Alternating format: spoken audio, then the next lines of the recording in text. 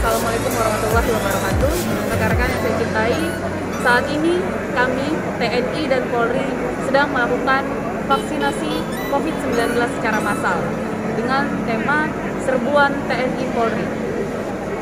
Saya harap dengan kegiatan ini kita dapat memotivasi masyarakat, memberikan edukasi ke masyarakat bahwa kami saja TNI Polri berani untuk divaksin. Karena vaksin COVID-19 ini saya dapat menjaminnya insya Allah aman, dan ini dapat melindungi diri kita sendiri dan orang-orang di sekeliling kita yang kita sayangi. Mari masyarakat, kita harus berani divaksin. Terima kasih. Wabillahi taufiq wal hidayah. Wassalamualaikum warahmatullahi wabarakatuh. Kami TNI Polri